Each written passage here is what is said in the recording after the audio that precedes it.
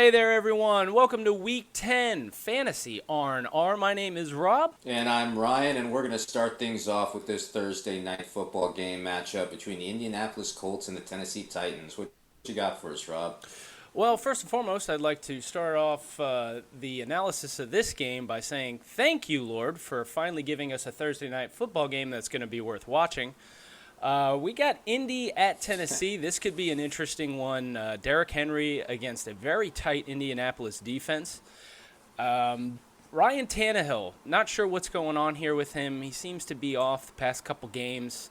Still a formidable QB, but one has to wonder if defenses are starting to figure him out. And I think this would be a game, again, with the aforementioned Indianapolis defense being very good this year so far. I'm very interested to see how Tennessee responds to this game. What are you thinking? Well, like you were saying, I think there's some consideration out there that maybe Tannehill was dropping off. I do just want to note, in some of Tannehill's more recent games, it's not that he's been bad. It's just we haven't seen the ceiling production from him that was, out of the norm. When Tennessee was putting up 40 points, against Buffalo and Houston, that's out of the norm for Ryan Tannehill. Three Right. touchdown game, four touchdown game against Pittsburgh and Cincinnati. Tennessee had two losses in a row, and from a standpoint of fantasy, he didn't do too bad. It was two touchdowns against Pittsburgh, two touchdowns against Cincinnati. He did throw a pick, 220 plus yards, and this last game he didn't have to throw a whole ton against Chicago, under 50% completion percentage, but he still comes away with two touchdowns. And in fantasy, I mean, that's going to get you enough points to get by. I think Tannehill might struggle against this Colts D, but you could still put him in the QB 12 situation here. Absolutely. And one thing before we move on, it seems as if A.J. Brown is back. He seemed to target him a lot more last game. It is kind of irritating that he's getting away from Corey Davis a little bit, but we'll see if maybe that shakes out a little different in this game. Going into Sunday, we're starting off with the Houston Texans at the Cleveland Brownies. What are we looking at here, Ryan? Well, one thing that's worth noting is Baker Mayfield was on that COVID list, but they went ahead and cleared him. I think he's going to be come back to the team. He was doing some virtual run-throughs and practices. From a fantasy standpoint, do you trust Baker Mayfield against the Texans? Texans don't have the strongest defense this year. Your targets on the Browns are going to be like your Rashard Higgins, guys like that. And, Njoku has kind of been peppered in every now and then. Kareem Hunt's been a big part of the passing game. Mayfield might see a couple touchdowns here, but there's also the possibility for some picks and fumbles as he continues to make mistakes on his side of the ball. When it comes to the Texans, I'm one of those guys that I think Watson is a talented guy, but it seems like he either struggles for the first two quarters and maybe gets you some garbage time points in a Texan loss, or you see what happened with Jacksonville where Watson comes out strong and they start to run the game and be more conservative as time goes on, and then Watson doesn't really put up any points in the third and fourth quarter. We've never seen Watson just kind of come in and dominate every quarter, put up 500 yards and 5 TDs consistently throughout the game. Obviously, you want to start him every week, but temper your expectations for the wide receivers on the Texans. It's going to be boom or bust for pretty much everyone on that team. Maybe Brandon Cooks has the big game, maybe Will Fuller, maybe Randall Cobb, maybe they trade off. I don't see a whole lot of tight end action. Every once in a while, your Jordan Akins is going to get you some points. But that backfield being decimated with David Johnson, and now they're down to Duke Johnson, I think you're going to see Watson passing a little bit more in this game. Yeah, I do agree. And one point that you brought up is that Houston defense didn't seem too strong against a Jacksonville offense who had started Lawton, his first career start, and he seemed, to move the ball pretty well for a guy who'd never started before. So this could be an interesting one. This could be a good game. I'm not really 100% sure. Does COVID affect Baker Mayfield in this game? Who knows? We are seeing Nick Chubb come back. It's very interested to see how he's going to pan out again against the Houston defense For sure. James Robinson of the Jacksonville was able to, kind of have his way with last week. Going into Washington football team I don't want to say the R word anymore, against the Detroit Lions.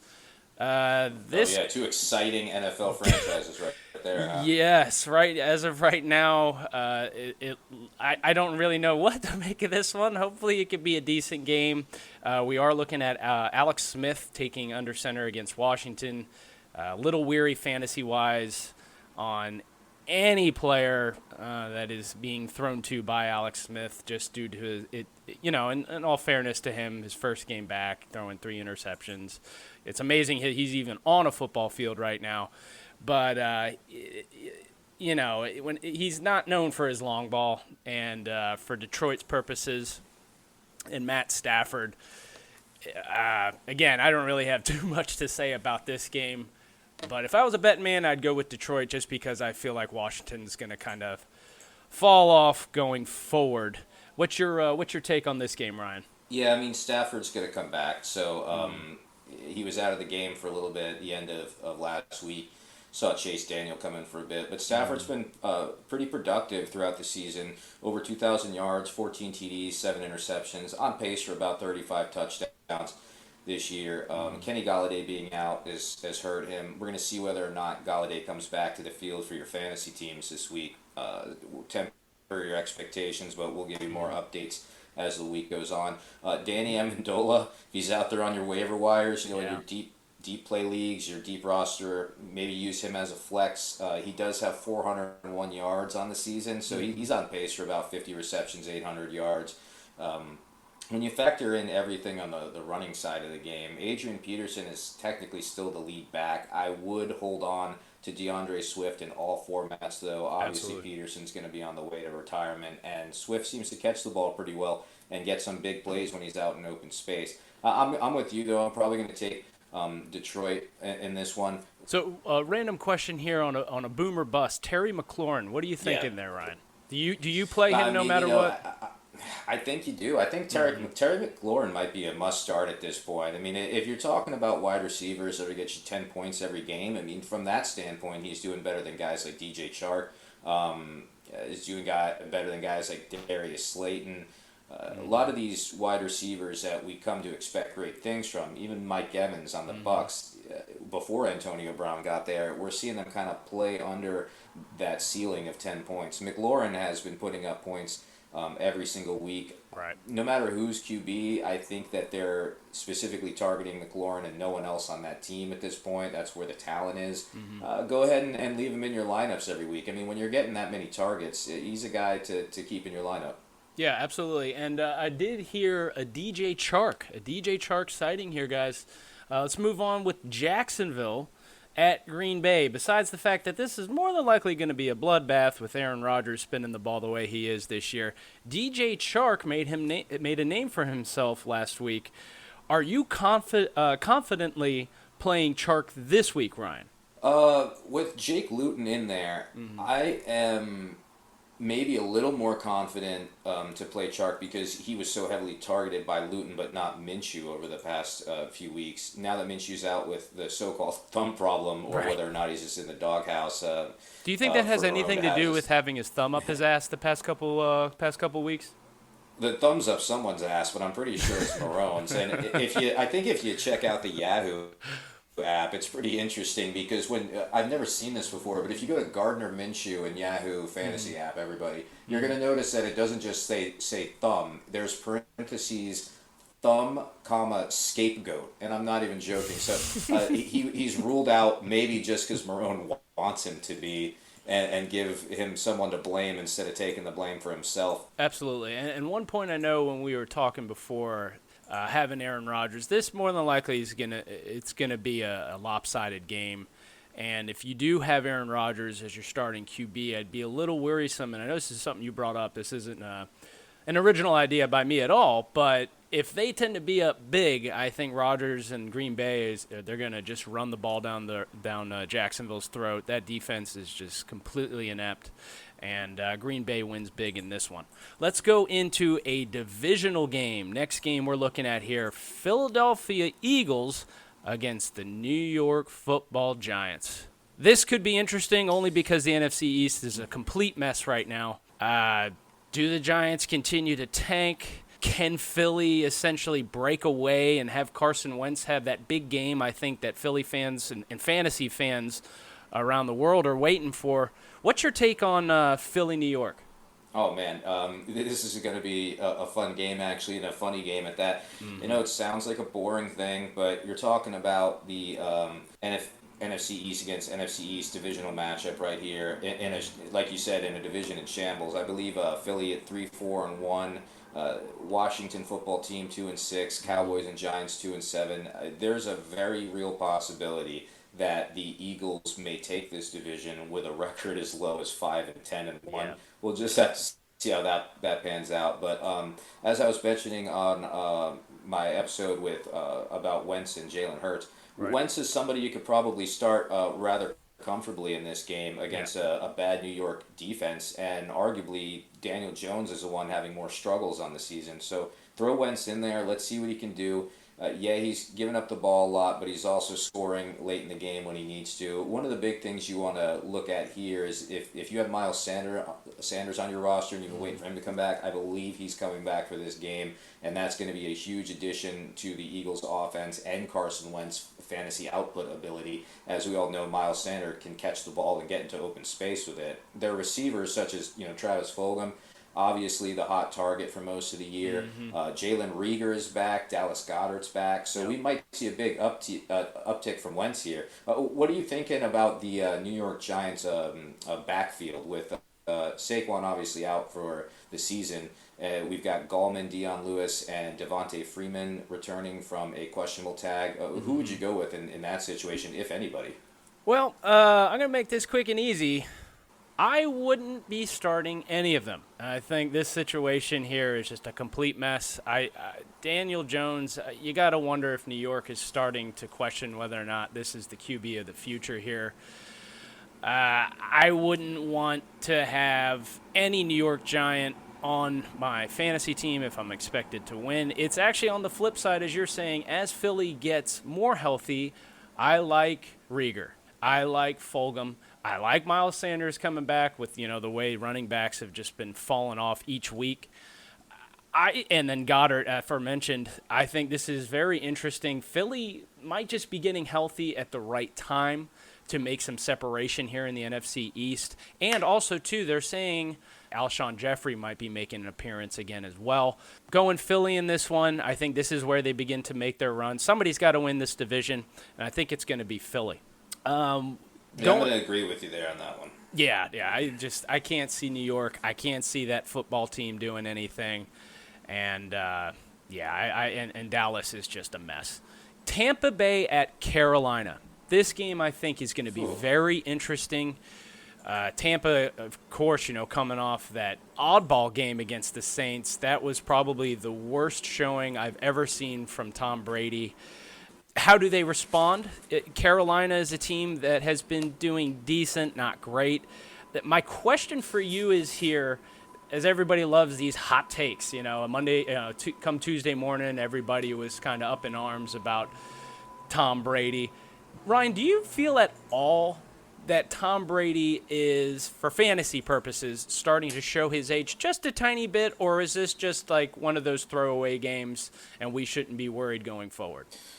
Listen, I'll try not to overanalyze this too much. You got to go back a ton of years and actually look at Brady's apex in terms of his career trajectory. He actually struggled for a number of years. Is the first year where he broke out, he had 18 TDs and 12 interceptions. Didn't really stray from that formula for the next 3 to 4 years before he started really putting up statistics in that Super Bowl run era. Sure. I think this is one of those off games from Brady. I think Arians is a Jekyll and Hyde kind of guy. I think he over game planned, honestly. We saw Antonio Brown run a couple of beautiful routes that Brady did underthrow. I don't think that's a reason to get nervous about Brady from a fantasy perspective yet.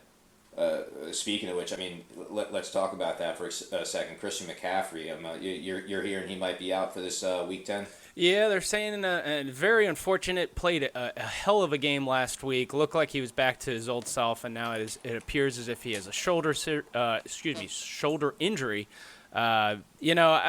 I agree with you. I just bring this up because that's all the talking heads are talking. Is Tom Brady done? We've heard this a million times over again. I don't believe so. I just think it was just a goofball game where Drew Brees just came out spinning the ball and he just looked unstoppable. And prior to that, everybody was asking, "Oh, is Drew Brees? Is it his time to be done?" And I don't believe that at all. There's way too many weapons with Tampa. I believe this is the week. Real quick, Ryan, I would like to throw the flag here and would like to use my Masio minute on this game. Let me know when you have me queued up at 60 seconds and stop me if I'm running a little too long. Let me know when you're ready, bud. All right, we got the Masio minute coming up. Rob, your time starts now. Ronald Jones, Leonard Fournette. Who is getting the ball in this backfield? I'm getting sick and tired of running out Ronald Jones to essentially sputter to 5 points. I know you have Fournette in one of our leagues. Who he's doing is the exact same thing. There is only one football. There are two running backs here. Ronald Jones looks like he was the clear cut early on. They did not just get Fournette to just have him sit on the bench. I get it, but for fantasy purposes, this is getting really irritating. I do not trust either one going forward for the rest of this week. This reminds me exactly of what the Chiefs have done with Hilaire and Le'Veon Bell. I don't know what to make of it. I don't want to start either one. You feel like you have to here with this week with Carolina's defense looking not good. Let's just put not good. I do believe that Tom Brady has too many weapons to pass to at this point now with taking on Antonio Brown. And if I have Jones and Fournette, I'm not starting them and trusting in their ability to run the ball again with Arian essentially just and that's throwing your time, Rob. Perfect. I got it down. Anything else you want to bring up about this game at all? DJ Moore, Robbie Anderson, Curtis Samuel. Actually, that's something. Curtis Samuel. What's your take on him? Is this somebody that you're trusting going forward, Ryan? That's actually someone I was about to bring up. We have seen him have a couple of spikes in output over the last couple weeks. Curtis Samuel, there were his cheerleaders, and then there was his naysayers on the Panthers staff before this season. What I'd like to say is it seems like Curtis Samuel is trending in the direction of a must flex, not a must start, but somebody that if you've got bad options at flex, he might be the guy at the top of the list, and that's what I mean by that. So if you've got your regular starters and you've got this list of like 5 guys you might flex at a position, Samuel could be up there at the top of that list right now when they're all projected for about the same amount of points. He can run the ball, he can catch the ball. To your point, I think you talked about this earlier with me at another date where Samuel is completing a lot of his targets, and that's really an important thing because I think it was 38 for 42 if I'm not mistaken. Wow, yeah. I mean, Yeah. And if the coach and the quarterback see that they're going to go to the ball. They're going to get the ball to him more often, and that's just a good thing for Samuel owners, especially if it's a dynasty league. You've been stashing this guy for a while. You might be able to start using him. I like Curtis Samuel in this game. I agree. No, I do agree. Let's move on here. We got the Denver Broncos at the Las Vegas Raiders. Still weird saying Las Vegas Raiders, but what's your overall take on this game here? Do you believe in Las Vegas? Do you think that they're going to make a run, being 5-3? Denver still trying to kind of find their identity with Drew Lock under center. What's your take here on this game? I think the Las Vegas Raiders are living up to their name. This is one of those games you could gamble on. I mean, seriously. Yes, I do agree. And I'm not necessarily saying in favor for the Raiders. John Gruden's done a fantastic job of putting this team into a championship position since he took it over. I mean, they really came from nothing, and there was a lot of speculation, concern, and doubt over whether Gruden was ready to take over a team again in this modern NFL. But he's done a great job drafting. Right. And we've got some great fantasy production out of those draft picks. Guys like Josh Jacobs. On the other side of the ball, you got Denver, who's struggling to move with this committee back. Melvin Gordon and Philip Lindsay is really getting the bulk of those touches. I would say in this game, though, the way Drew Lock is playing in the first couple quarters of each game, and the way Derek Carr has actually been able to be efficient in terms of not turning the ball over, you're probably going to see the Raiders take an early lead and hold on to it in this game, and then Lock might make the game close. Derek Carr, if you guys got him out there on the waiver wire, and let's say you've got a guy like Patrick Mahomes this week who's on a bye, Matt Ryan's on a bye this week, take Derek Carr, take a flyer on him. Sure. 2,002 yards on the season, 16 TDs in the air, only 2 interceptions. Go ahead and get this guy into your lineup. You might be able to get a win. Denver defense has not been playing very well this season, and with people like Darren Waller and deep threats like Henry Ruggs and Hunter Renfrow starting to become a reliable target on the Raiders, Derek Carr and the receiving core could have a pretty good fantasy game. I got a boomer bust for you in this game here, Ryan. Darren Waller, you just mentioned. Darren Waller, what do you think he could do in this game against a banged-up, Von Miller-less Denver Broncos defense? Well, I got to admit, you're probably catching me off guard. Not exactly sure how Denver usually defends against the tight ends, but they're let me like say middle this of the about pack. Waller. Are they? Mm-hmm. Yeah, so Waller has had his off games, but he's getting a lot of targets. Right. Over the past 5 weeks, I believe he's been targeted something like 45 times, somewhere around there. Yeah. And you're talking about almost 10 targets a game on average, nine targets a game on average. So if you go off of that logic, Waller's always going to be a part of the offense. The only thing we need to see from Waller at this point is a few more touchdowns. I think he's got 4 on the season. They haven't been getting him out into open space like last year. Still a healthy tight end, but has only gone over the 100-yard mark once this season, I think back in week 2 with New Orleans. So look for Waller to have a big bounce back game potentially. Over the last 3 weeks, he hasn't posted more than 50 yards, and he's been saving his fantasy weeks with a touchdown. I think this could be one of his big boom games where if you need 20 points from Waller, this might be the week we see it. There we go. I like it.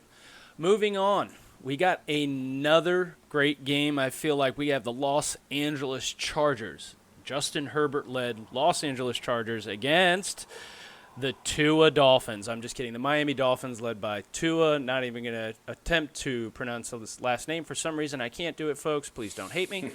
Tagovailoa. I'm going to attempt to keep doing that. I'm sure I'm going to keep screwing up. But Miami coming off of that fresh, amazing win against the Arizona Cardinals. We have another fun one, Herbert versus Tua. I think this has all the potential to be another amazing game. What are you looking at here in this game? Give me your boomer busts here, Ryan. Tell me what you like and don't like out of Tua from last week as well. Oh, man, where to start? All right, so first of all, I have to give you some congratulations here. And in fact, let me go. You know what? I'm throwing out the flag. Let me take my Mielik minute Let's here. go. I got something to say. Let's go. Let me go ahead and get this timer started, and you are going to begin here in 3, 2, 1. All right, so great call on Miami, Arizona being the game of the week. We both picked a game of the week last time. You picked Miami, Arizona. I went ahead and took New Orleans and Tampa. Yours was the game of the week by far. Mine was the lame of the week. It was one of those situations where I couldn't take my eyes off the TV. I was watching the entire game start to finish. There was other 4 o'clock primetime games on, and I was loving what I was seeing. It was back and forth, drama at the end, kind of a storybook ending that didn't have much to do with Kyler's inability to win the game. It was really just kind of the game script and game flow. Awesome call on that, and because of that, I think I'm taking Los Angeles Chargers with the young Herbert, gunner arm versus Tua, the soft pocket passer with a little bit of scrambler ability. I think this might be game of the week, Rob. I'm really liking this one. You're going Chargers. I'm going Dolphins. I am starting to believe in this Dolphins defense. This Dolphins defense, albeit not always looking on target, they were able to successfully stop, in some cases, big passes from Kyler Murray. I felt like sometimes Murray looked a little confused in the game, but, still had a very strong performance. Don't get me wrong. I'm saying that the Dolphins defense was able to do what many defenses weren't able to do, and that's win the game. I think Tua is looking mighty impressive, albeit only two games. I think this is something that all Dolphins fans were looking forward to, as well as fantasy spectators who are almost, I feel like, writing Tua off after one game. I wanted to say this was my game of the week, but I'm saving that for my next game, unless if you have anything else that you want to bring up here on this one here, Ryan. Well, yeah, just real quick, I want to point out to people, the Dolphins defense is getting hot. Obviously, the fantasy production has come through these touchdowns they've gotten in the last couple of games, and it did happen in Week 9 and Week 8. They had 3 combined touchdowns, so they're only touchdowns on the season. Up against the Chargers, though, should we really expect any different? They played 2 relatively potent offenses in the Los Angeles Rams.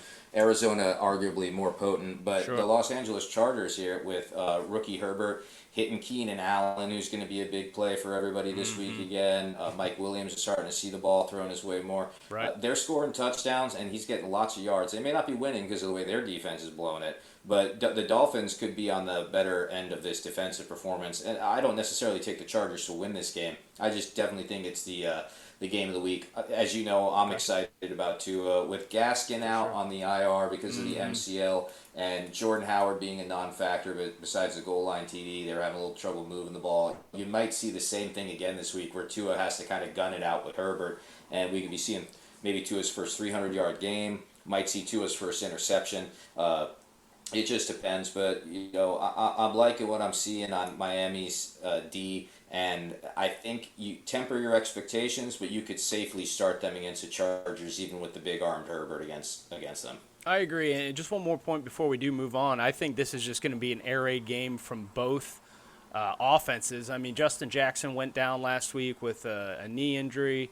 Balaje kind of took over. He's already demoted to the practice squad. So I don't think we're going to be seeing the ball run too much. So I definitely believe this is going to be very similar to last week with Murray and Tua going at it. I believe this is, as you had said, this is going to be very much Herbert versus Tua. But I do like Miami's defense. And we are going to jump into what I believe is going to be my game of the week, Buffalo. The Buffalo Bills coming off that fresh, amazing win against Seattle. I don't think many people saw that coming. I would like to say a lot of people were jumping off the Josh Allen bandwagon, as I had said last week. I said, from my own standpoint, I believe come end of this season, I believe we are going to look at, just for fantasy purposes alone, we're going to see Kyler Murray as number 1, and I do believe that Josh Allen's going to be number 2. This is my game of the week. I think this one could go down to the wire very similarly.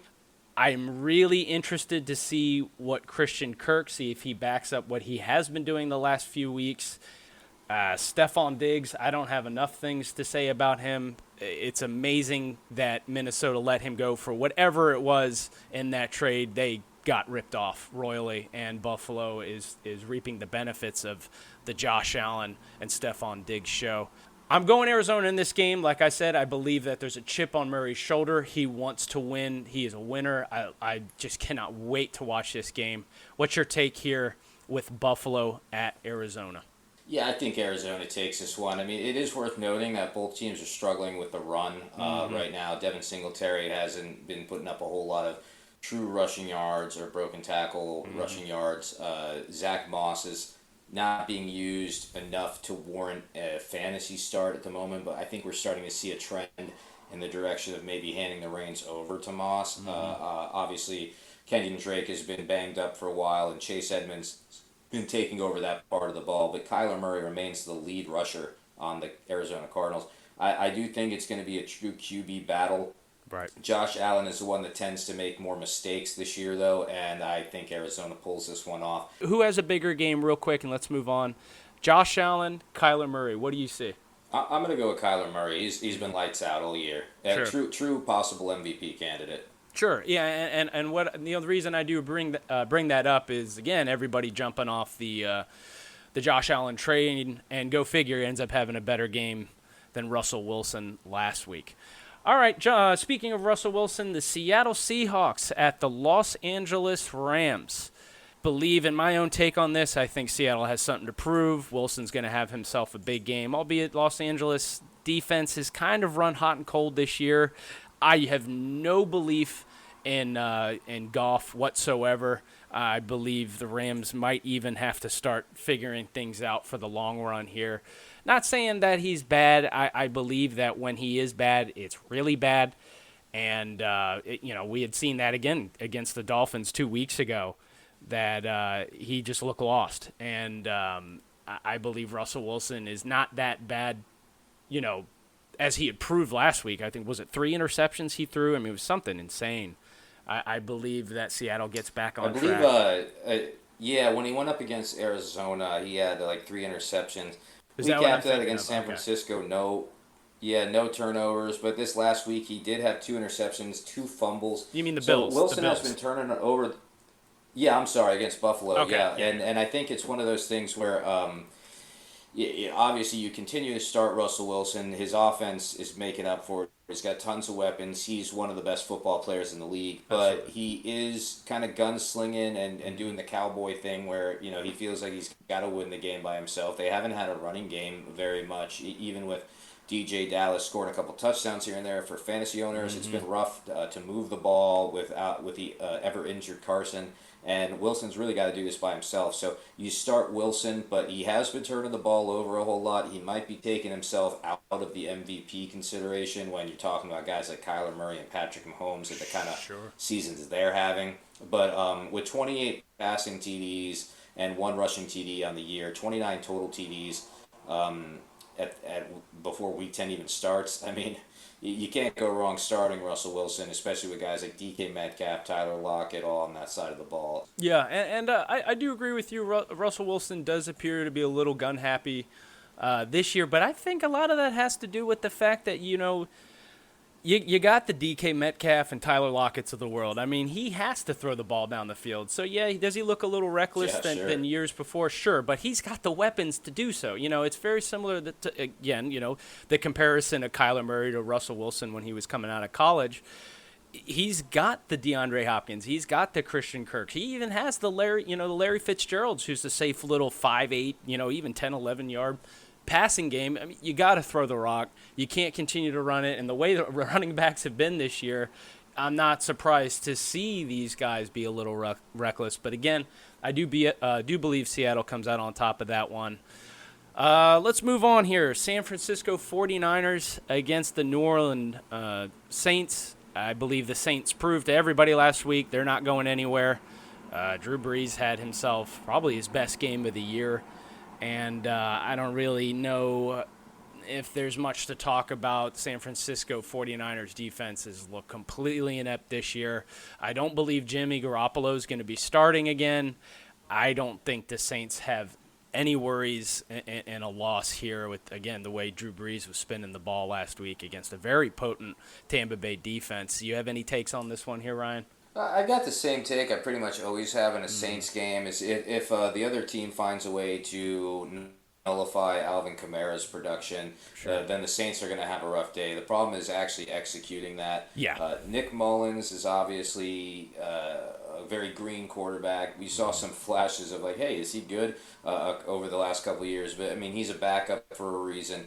A lot to the point I'd make about Seahawks and their bad defense and their need for an offense to completely be firing on all 4 cylinders for them to make a deep playoff run. I actually do feel that way about the Saints. I kind of feel like, yeah, we saw them shut down Tampa. I think that had a lot to do with the poor play of Brady and Arians' ridiculous play calling more than it did their defense. But the Saints, if Brees and Kamara aren't producing, they're usually not winning. Now, that's not very often, but that's going to be the 49ers' path to success. Kamara is the dump-off king. You can expect to get about 8 to 10 receptions out of him in fantasy formats. Might be up there with McCaffrey and Dalvin Cook as the two as some of the biggest must-start running backs. Don't ever trade, don't drop conversations of all time. Michael Thomas is going to be back. Emmanuel Sanders is coming back. Jared Cook's coming back. So Brees is going to have all of his weapons and is probably going to torch this San Francisco defense. But again, if Kyle Shanahan finds a way to execute the run game, even with all his injuries to Mostert, Jeff Wilson Jr., Tevin Coleman, if he can use Jerick McKinnon and JaMychal Hasty with that very creative run offense that Shanahan's created, he might be able to run this clock down a little bit and control the time of possession. And at that point, he's got to nullify Kamara's ability to get out into open space. Maybe we see the 49ers pull off a win if that happens, but obviously I think everybody in the world and Vegas would be taking the Saints. Sure. Yeah, no, I completely agree. One guy to keep a close eye on, He keeps kind of teasing us here. Is Traquan Smith wide receiver for New Orleans? I know Michael Thomas is back, but I don't know. The more I keep watching that guy, the more I'm starting to believe that they might have something special with him. He tends to have good hands in the end zone. He's caught some cheap touchdowns, sure, but hey man, if somebody's vulturing touchdowns, for fantasy purposes, you got to jump on top of it. And especially, again, if we're going to see a trend here with Drew Brees, and maybe last week was kind of his coming out party to be like, hey, I'm still here, and I want to win, and I'm going to be throwing the ball as much as they do, even with Alvin Kamara. I don't know, somebody to just kind of keep your eye on. Not saying pick him up, but maybe a watch list kind of guy. Moving on, we have the Cincinnati Bengals at the Pittsburgh Steelers. Steelers continue their winning ways. They're 8-0 right now, best start they've ever had, I believe, in team history.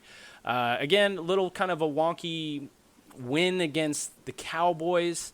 Again, I believe that was kind of more or less Steelers kind of looking a little wearisome, especially when Roethlisberger was knocked down, and they're saying that he had injured both of his knees, was able to come back and lead the charge. It's something to monitor for sure.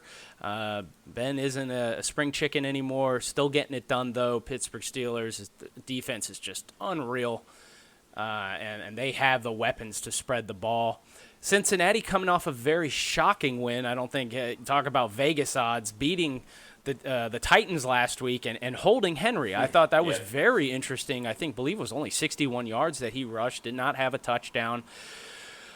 This could be an interesting one. I do believe this is kind of a Steelers defense that's clicking on all cylinders, where the Cincinnati Bengals, I believe, are now starting to find their way. Joe Burrow, I believe, is an up-and-coming piece, I believe, for fantasy purposes. This is, especially in a dynasty league, this is somebody you're rostering. Maybe starting, but definitely on your bench. You want to hold on to this guy because I believe they're an O-line away from being a very dominant team. Of course, defense as well. But, I mean, we're all seeing it. Defenses are almost kind of, they're kind of a dime a dozen these days. Everyone's kind of getting burned because it's all offensive schemed game these days. It could be the shocking game of the week if the Bengals chips fall in the right places. Again, Burrow is somebody I'm continuing to fall more and more in love with each week as I continue to watch him. The guy's got confidence through the roof, and it's starting to show on an NFL level. What's your take here on this one? Do you have a boom or bust for me on this one, Ryan?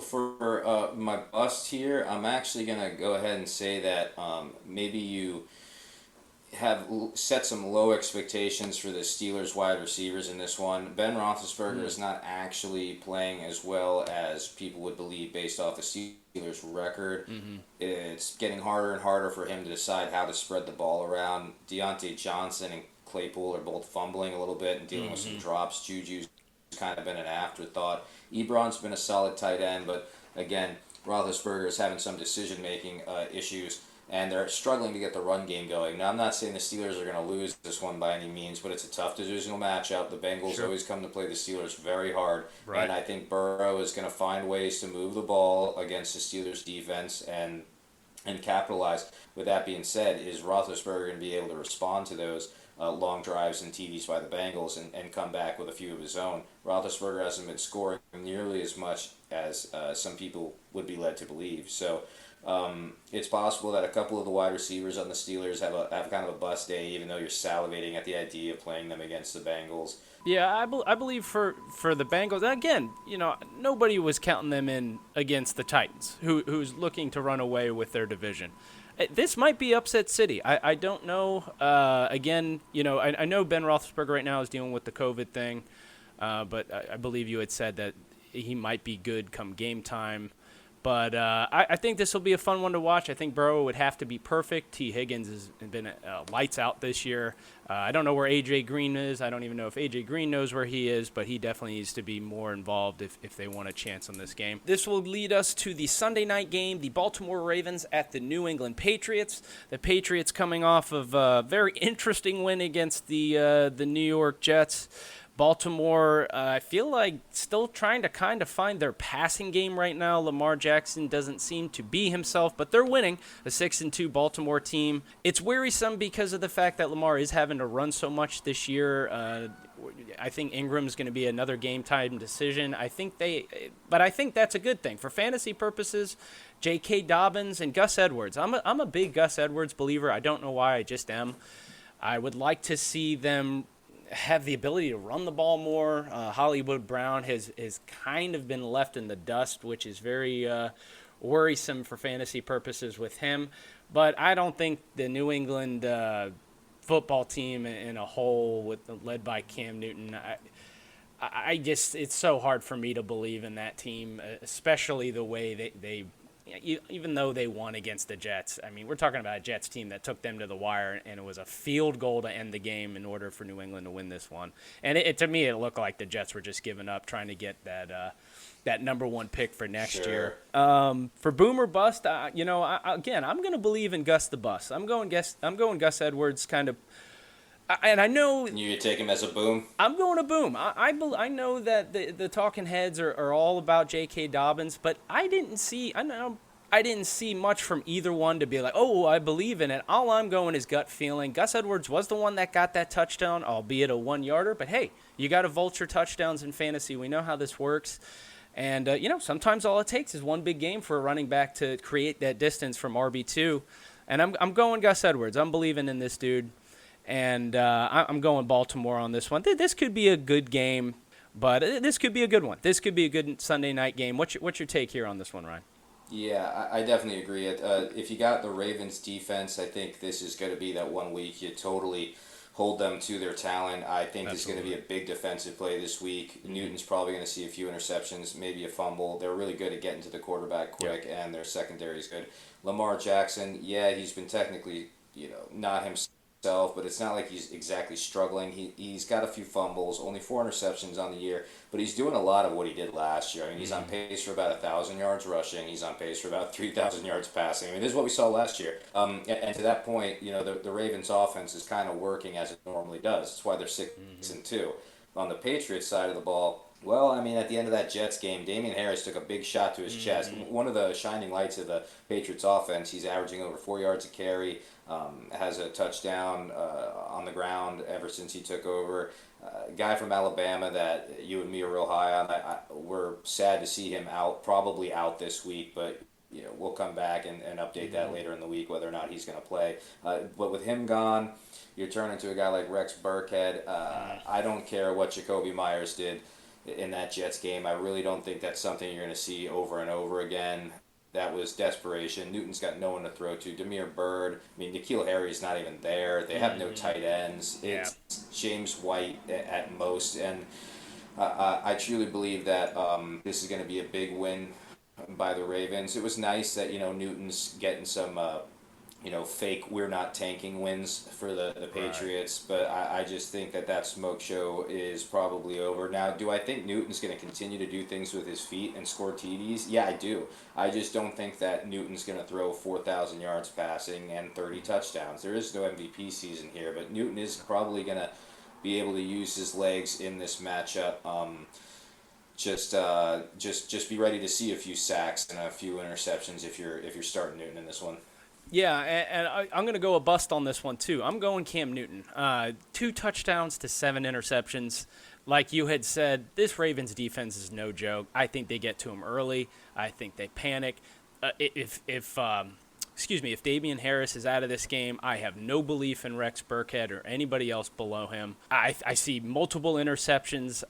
I wouldn't even be shocked if he's the worst starting quarterback fantasy-wise this week. I've seen enough. I think New England's seen enough. He had a hard time with the Jets defense. I've lost, and I had none. I had none going into this year. When they signed him, I just was like, I laughed more or less.